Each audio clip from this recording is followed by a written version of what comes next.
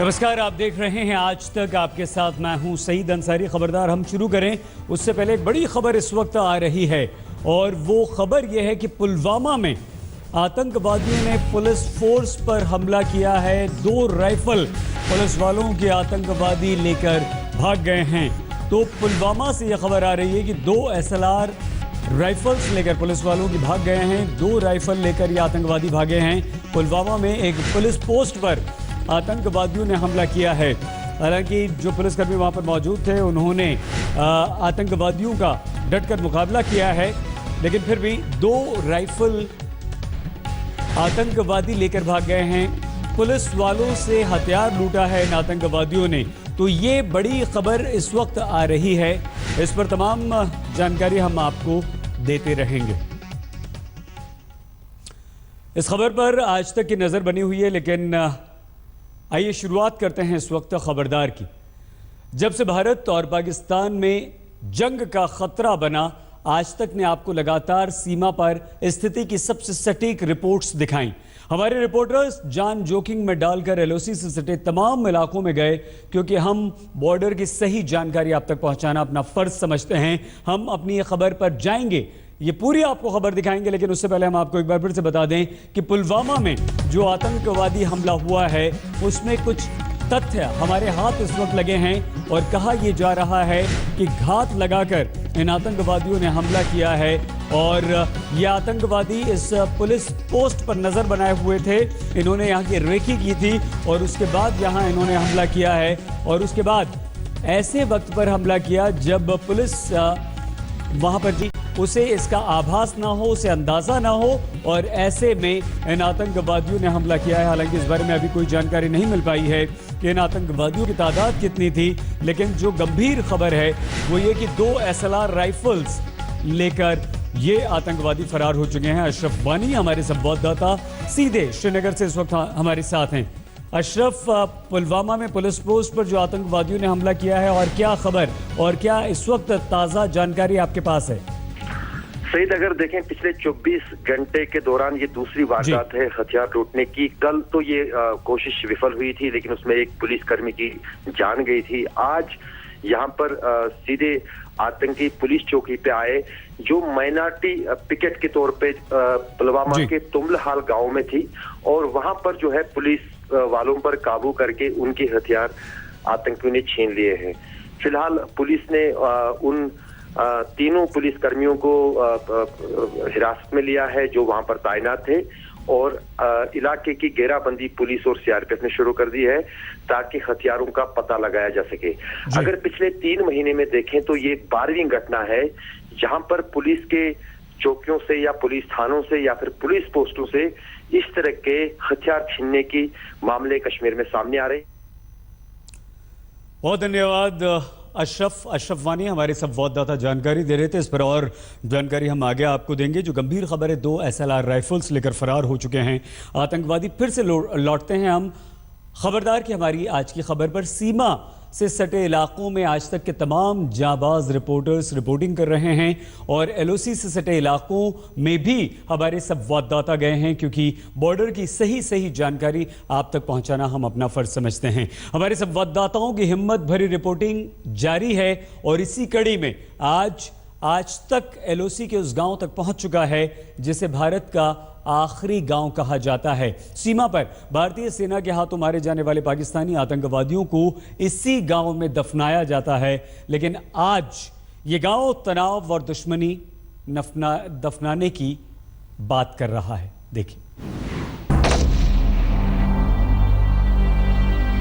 जंग होना ठीक नहीं, जंग होने से नुकसान होता है।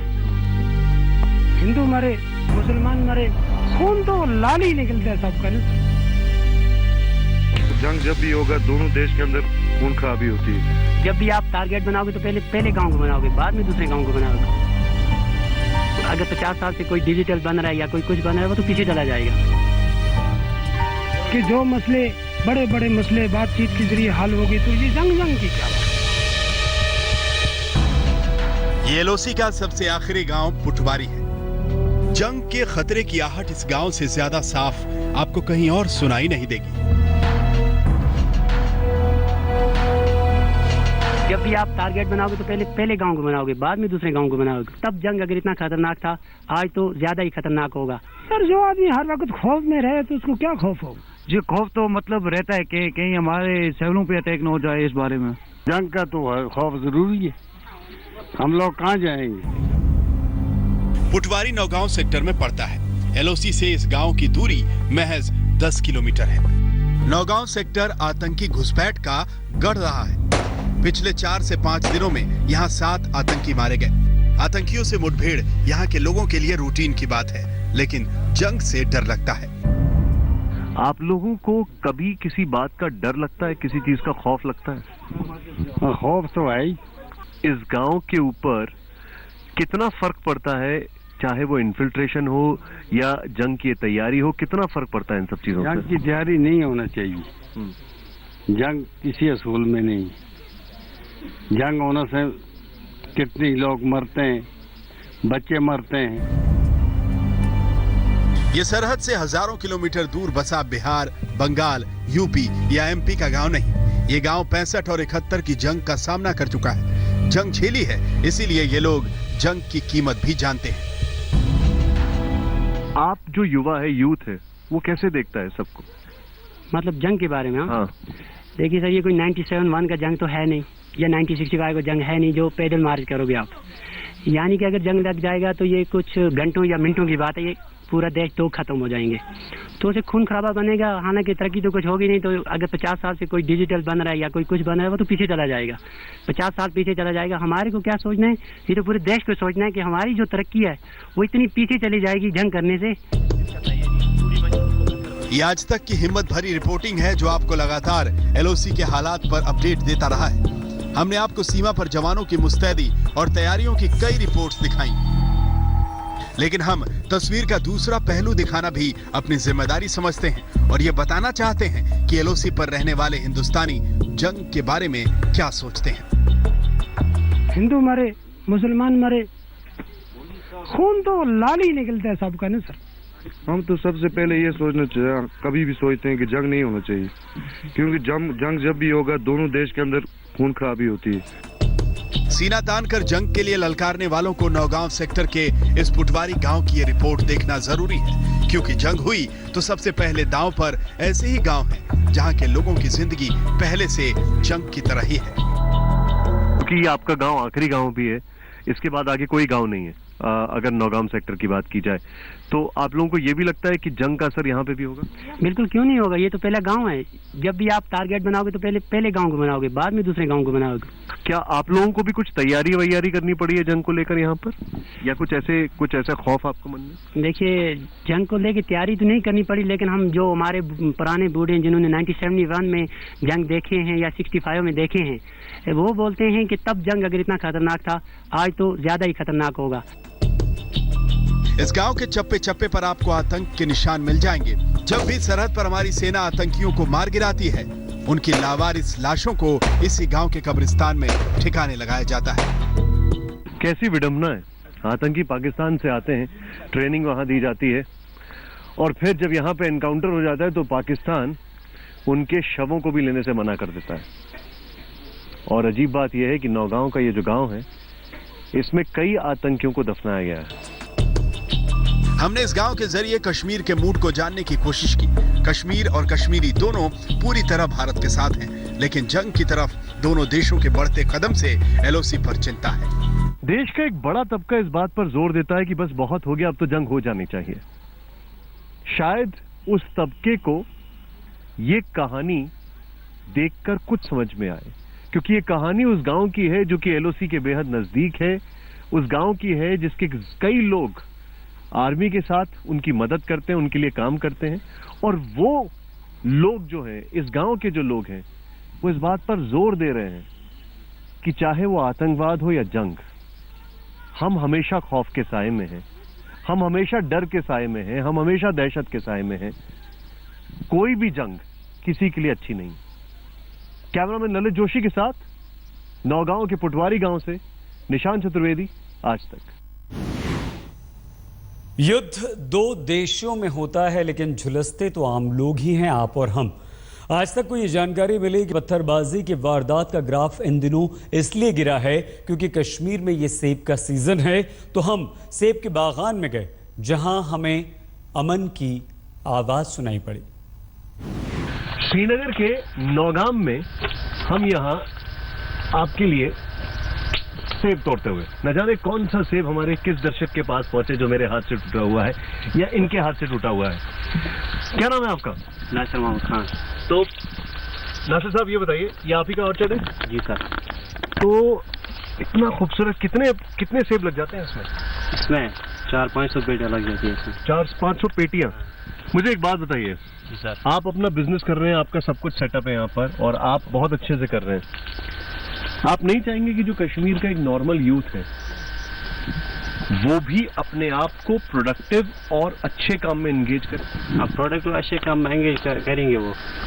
जी सर, है ना? हाँ। वो जरूरी है वो भी। ये देखिए आपके सामने तस्वीरें हम आपको दिखा रहे हैं, ये एप्पल का ऑर्चर्ड है जहाँ पर शानदार तरीके से यहाँ पे काम चल रहा है और ये देखें पेटियां पे पेटियां बन रही हैं। और एक और चीज मैं आपसे जानना चाहूंगा, तो ये कैसे आप डिसाइड करते हैं कौन सी वैरायटी आप एप्पल की लगाएंगे या कौन सी नहीं लगाएंगे? इस एप्पल की ये हम ऐसे ही ले जाते हैं पेटियों में, फिर उधर इसकी ग्रेडिंग होती है घर में, इसी से पता चल जाएगा इससे। नासिर मुझे एक बात बताएं, अगर मैं बात करूं ये जो जंग की बात चल रही है या जो स्टोन पेल्टर की बात चल रही है, आपका क्या कहना है इसमें? जी, जंग से तबाही हो जाएगी, हिंदुस्तान भी बर्बाद हो जाएगा, पाकिस्तान भी बर्बाद और हम भी बर्बाद हो जाएंगे सर। जंग नहीं होनी, जंग नहीं होना चाहिए, बातचीत होनी चाहिए, बातचीत से मसला हल होना चाहिए। जो यूथ, जो युवा वो अपने ऑब्जेक्टिव की ओर फोकस कर रहा है, अपने मकसद की ओर फोकस कर रहा है, वो क्वालिटी वाला है, और जो उससे भटक रहा है वो नीचे गिरने वाला है। जी सर, वो नीचे गिरने वाला है। तो ये यूथ के लिए भी फैसला करना होगा कि कौन सा क्वालिटी एप्पल है और कौन सा बेकार का। आप लोग कहाँ, नौगाम में ही रहते हैं यहाँ पर? बड़गुना सर, बड़गुना सर। अच्छा, तो वहाँ से यहाँ पर आपके ऑर्चर्ड हैं, उसमें आप आते हैं। तो ये आप कब तक करेंगे ये सब, कितने महीने चलेगा ये सब? 2-3 महीने, सितंबर से नवंबर तक। मुझे एक चीज बताइए, एक तरफ जंग की बात हो रही है, दूसरी तरफ वहां पर पत्थरबाजी हो रही है, यहाँ पर आप अपने फल तोड़ रहे हैं, आपको उन सब चीजों से कोई फर्क नहीं पड़ता? नहीं सर, कोई फर्क नहीं पड़ता। आपके लिए ये जरूरी है? ये जरूरी है। तो ये आपने देखा एप्पल ऑर्चर्ड में है, एक एप्पल मैंने भी ले लिया।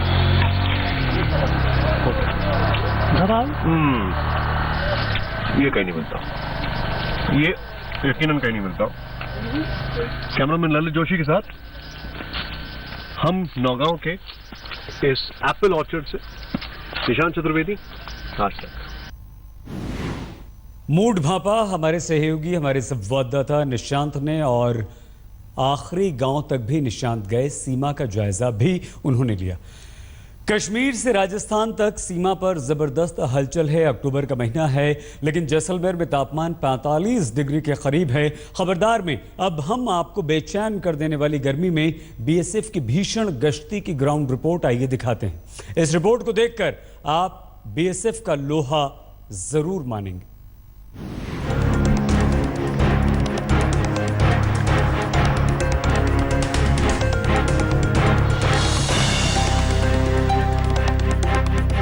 ये रेगिस्तान में बीएसएफ जवानों की खून सुखा देने वाली चौकसी है जो आज तक आपको दिखा रहा है। अक्टूबर के महीने में भी रेगिस्तानी मिट्टी आग उगल रही है, लेकिन ऐसी कोई आग नहीं बनी जो बीएसएफ के जवानों के इरादे को खाक कर सके।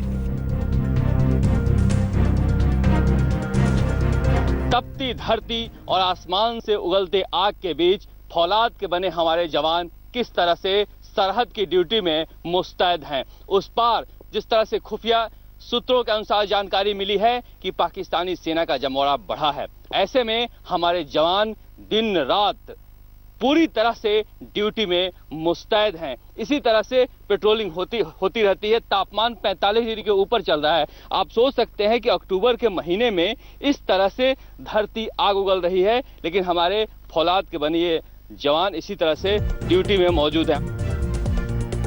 जब से जंग का खतरा बढ़ा है, सरहद के हर हिस्से में अलर्ट बढ़ा दी गई है। पहले एक बार में 2 जवान गश्त लगाते थे, अब 5 से 7 जवान गश्त लगा रहे हैं।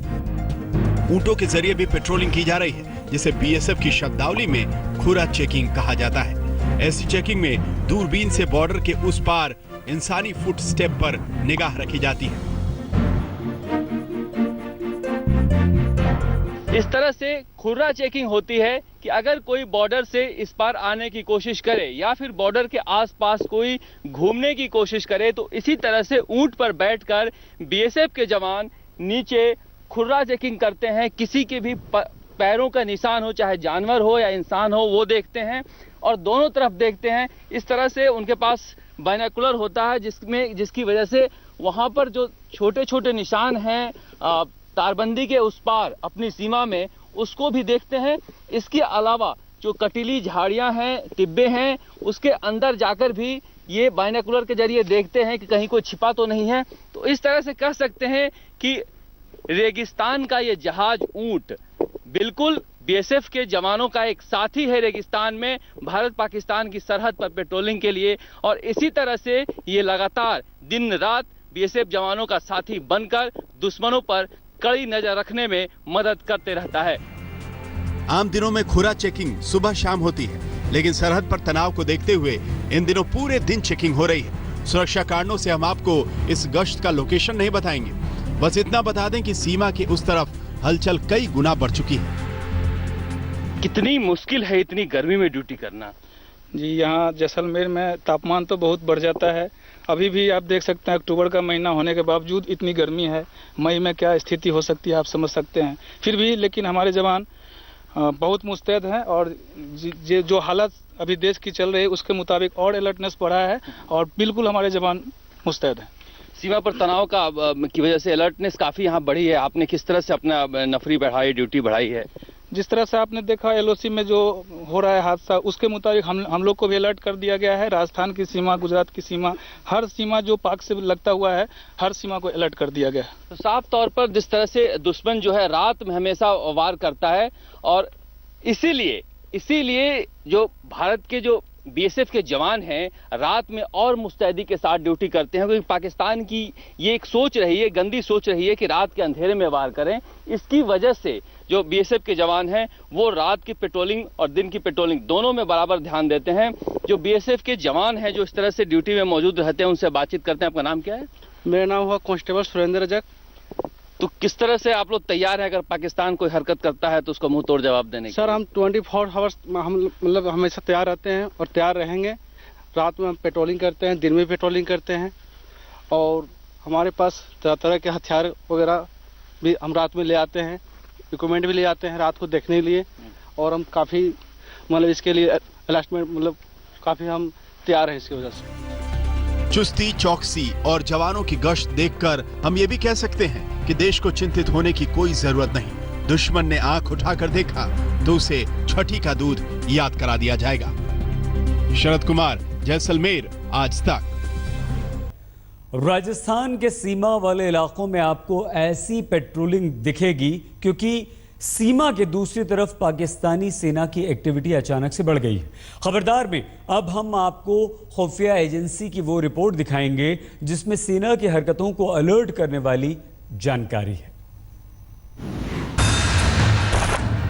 आज तक के हाथ लगी खुफिया एजेंसी की एक्सक्लूसिव रिपोर्ट बता रही है कि सरहद के कितने करीब से पाकिस्तानी सेना हमारे खिलाफ साजिश रचने में लगी है।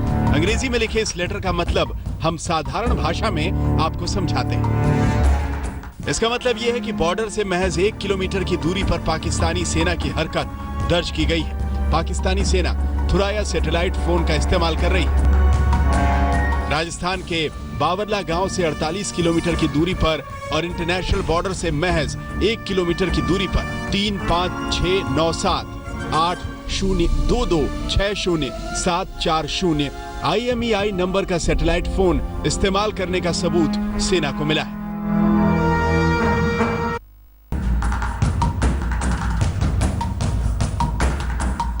हमारी सेना ने वो बातचीत इंटरसेप्ट की जिसमें पाकिस्तानी सैन्य अधिकारी साजो सामान लेकर बॉर्डर पर पहुंचने का निर्देश दे रहे हैं। उधर मूवमेंट काफी बढ़ा है उन लोगों का भी।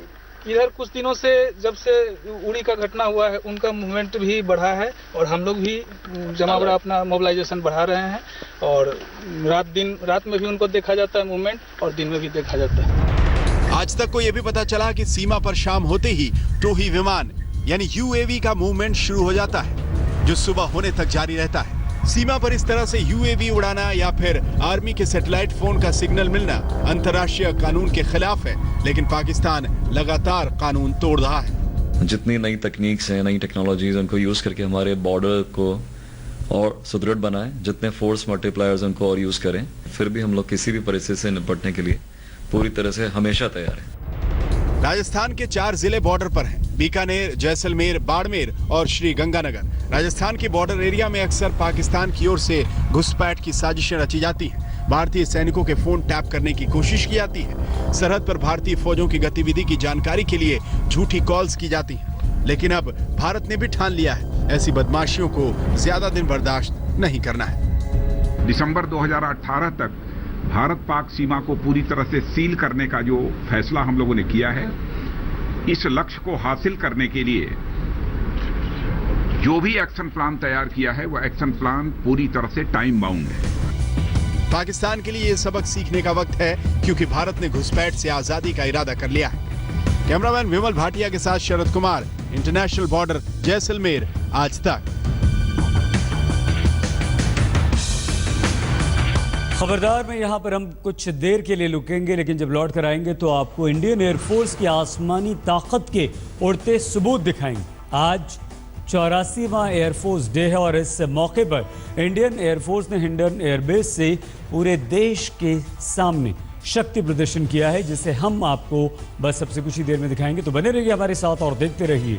इंडियन एयरफोर्स की आसमानी ताकत के उड़ते हुए सबूत आपको दिखाएंगे, क्योंकि आज इंडियन एयरफोर्स अपना 84वां बर्थडे मना रही है।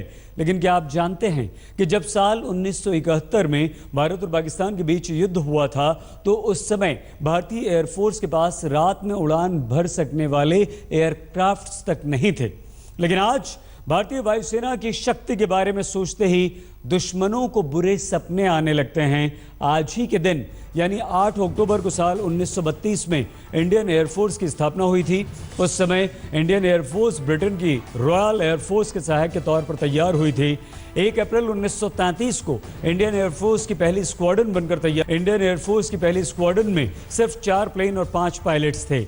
1945 में सेकेंड वर्ल्ड वॉर में इंडियन एयरफोर्स के योगदान के बाद ब्रिटिश सरकार ने इंडियन एयरफोर्स के नाम के आगे रॉयल जोड़ दिया। तब इंडियन एयरफोर्स का नाम रॉयल एयरफोर्स हो गया। लेकिन आज़ादी के बाद साल 1950 में रॉयल एयरफोर्स की जगह इसे इंडियन एयरफोर्स के तौर पर पहचान मिली। इंडियन एयरफोर्स के पहले भारतीय chief air marshal Subroto Mukherjee थे। इंडियन एयरफोर्स का ध्येय वाक्य है नभ स्पर्शम दीप्तम, यानी गर्व के साथ आकाश को छूना। आज भारतीय वायुसेना दुनिया की चौथी सबसे बड़ी एयरफोर्स है। प्रशिक्षण, लगन, कौशल और जांबाजी, इन सब के मेल से जो आकाश। एयरफोर्स डे के अवसर पर इंडियन एयरफोर्स का आसमानी शक्ति परीक्षण देखने के बाद अब आपके मन में सेना के प्रति सम्मान की भावना और ज्यादा बढ़ गई होगी। और हो भी क्यों ना, हमारी एयरफोर्स अमेरिका, रूस और चीन के बाद दुनिया की चौथी सबसे बड़ी एयरफोर्स है। जो किसी भी एयरफोर्स की सबसे बड़ी ताकत उसके एयरक्राफ्ट्स होते हैं। ऐसे में अब आइए हम आपको इंडियन एयरफोर्स की एयरक्राफ्ट्स वाली ताकत के बारे में बताते हैं।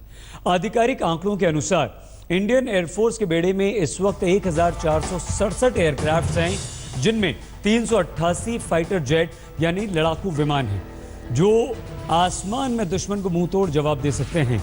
इंडियन एयरफोर्स के बेड़े में 291 ग्राउंड अटैक जेट्स हैं, जो आसमान से दुश्मन की जमीन पर कहर बरपा सकते हैं।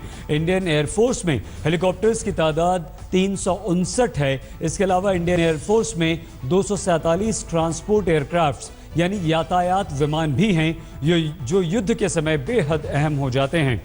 इंडियन एयरफोर्स में पायलट ट्रेनिंग के लिए 182 ट्रेनर एयरक्राफ्ट्स का एक बेड़ा भी मौजूद है। इंडियन एयरफोर्स के पास 200 UAVs यानी ड्रोन्स भी हैं, जो सर्विलांस और निगरानी के काम में आते हैं।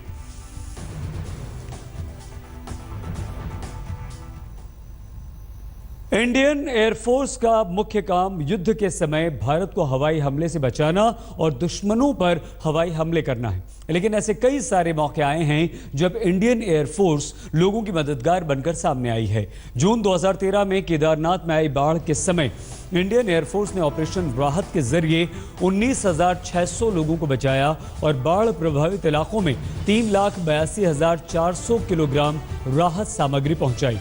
साल 2004 में जब कश्मीर में बाढ़ आई तो इंडियन एयरफोर्स ने ऑपरेशन मेघ राहत चलाया। इस ऑपरेशन के जरिए एयरफोर्स ने 80,000 लोगों को एयरलिफ्ट कर सुरक्षित जगह पर पहुंचाया। 1,411 टन राहत सामग्री बाढ़ प्रभावित लोगों तक पहुंचाई। सिर्फ देश नहीं बल्कि जब यमन के गृह युद्ध में फंसे भारतीयों को सुरक्षित वतन वापस लाने की नौबत आई तो अप्रैल 2015 में एयरफोर्स ने ऑपरेशन राहत के जरिए यमन में फंसे 4,640 भारतीयों के साथ साथ 960 विदेशी नागरिकों को भी बचाया। इंडियन एयरफोर्स ने नेपाल में आए भूकंप के बाद ऑपरेशन मैत्री चलाया। इस ऑपरेशन में एयरफोर्स ने नेपाल के लोगों के अलावा 43,000 भारतीयों और 150 विदेशी पर्यटकों को भूकंप प्रभावित इलाकों से बचाया। साल 1987 में श्रीलंका में सिविल वॉर के दौरान इंडियन एयरफोर्स ने ऑपरेशन पवन लॉन्च किया और श्रीलंका की सेना के साथ मिलकर विद्रोहियों के खिलाफ युद्ध में हिस्सा लिया। यानी इंडियन एयरफोर्स देश के दुश्मनों पर तो घातक वार करती ही है, आपदा के समय देश और दुनिया के लिए मददगार भी बनती है। तो ये है हमारी एयरफोर्स का दम और दिल। तो खबरदार में हम यहां पर रुकेंगे कुछ देर के बाद और जब लौट कर आएंगे तो पाकिस्तानी कलाकारों की स्वागत है एक बार फिर से आपका खबरदार में। भारत और पाकिस्तान के बीच टेंशन का असर दोनों देशों के कलाकारों पर भी हो रहा है। भारत में पाकिस्तानी कलाकारों पर बैन लगना चाहिए या नहीं, इस मुद्दे पर अजय देवगन ने आज तक से बातचीत की है। हमारे साथ अजय देवगन मौजूद है और पहली बार हम देख रहे हैं कि अजय देवगन इतने खुलकर कुछ स्टैंड ले रहे हैं। You said that you will not work with Pakistani actors. I have nothing against Pakistani actors. They are artists. That's fair enough. But right now, जो situation है, I really feel that to support the army और उनका moral ऊपर रखने के लिए आप अपनी लाइफ को ऐसे कंटिन्यू नहीं कर सकते जैसे कुछ भी नहीं हो रहा देश में। और वो जिसके लिए लड़ रहे हैं, आई थिंक हम उनका मॉरल ऊपर नहीं रखेंगे, हम उनको ये नहीं बताएंगे कि हम उनके साथ हैं, तो फिर वो क्यों लड़ेंगे? हमारे लिए वो लड़ रहे हैं। हम इतना तो कर सकते हैं एज ए सोसाइटी के अपने देश को और अपने जो सोल्जर्स हैं उनको अपना सपोर्ट दिखाएं और सपोर्ट करें। बिकॉज नहीं तो मुझे लगता है कि हिपोक्रेसी हो जाती है। लेकिन ये पहली बार नहीं हो रहा है। हमने देखा 26/11 का हमला हुआ था। टेररिस्ट अटैक सरहद पे हो या भारत में हो, ये पहली बार नहीं हो। लेकिन फिर भी पाकिस्तानी एक्टर्स यहाँ पर काम करते रहे, सिंगर्स यहाँ पर आके गाते रहे और अब क्या हो गया है कि पहली बार बॉलीवुड इस तरीके से ऊपर निकल। क्या ये बिकॉज ऑफ देखिए जब 26/11 और ये सब हुआ था तो पूरे देश ने भी इतना बड़ा स्टैंड नहीं लिया था और आपकी सेना ने भी इतना बड़ा स्टैंड नहीं लिया था। सर्जिकल अटैक तो ठीक है, सर्जिकल अटैक शुरू क्यों हुए? क्योंकि एक surgical attack is a retaliation. एक पॉइंट आ जाता है जब आप कहते हैं इनफ इज इनफ, अब मतलब कि इससे ज्यादा और नहीं। और इसमें हिंदुस्तान की जनता और पाकिस्तान की जनता का कोई लेना देना नहीं है, वो अलग अलग है। Leading actors in Bollywood like Salman Khan, उन्होंने एक वैलिड पॉइंट उठाया हुआ है। बाकी सारे मुद्दों पर सहमत हो सकते हैं, लेकिन उनका ये कहना है कि पाकिस्तानी एक्टर्स ये टेररिस्ट नहीं है। जो सलमान ने कहा वो बिल्कुल सही कहा। आई थिंक उसकी बात को आउट ऑफ प्रपोर्शन कर दिया गया। सलमान का वैलिड पॉइंट है कि पाकिस्तानी एक्टर्स टेररिस्ट नहीं है। मैं टोटली एग्री करता हूँ, बिल्कुल नहीं है। ठीक, बिल्कुल सही बात बोली, कोई गलत बात नहीं बोली। वैलिड पॉइंट है कि वीजा दिया गया था, करेक्ट, ठीक है, इसलिए उन्होंने आके काम किया। मैं ये नहीं कह रहा हूँ कि किसी ने गलत बोला, उसने एकदम सही बात कही और बिल्कुल सही बात की। लेकिन इस वक्त मैं कुछ कह रहा हूँ वो अलग बात है। वो ये बात है कि अब तक तो मैं भी सपोर्ट कर रहा था उनका काम करने के लिए। हाँ, उनका काम करने के लिए, और आगे भी करूंगा जब ये प्रॉब्लम सॉल्व हो जाएगी। इस वक्त सिर्फ मैं इतना ही कह रहा हूँ कि इस वक्त हमें एक रोक देना चाहिए, और मैं ये भी नहीं कह रहा हूँ कि जिन्होंने काम किया वो उनका काम रोक दो। खबरदार में फिलहाल के लिए इतना ही, लेकिन हमारा खास कार्यक्रम वंदे मातरम श्वेता सिंह के साथ बस अब से कुछ ही पलों में देखना मत भूलिएगा। देखते रहिए आज तक।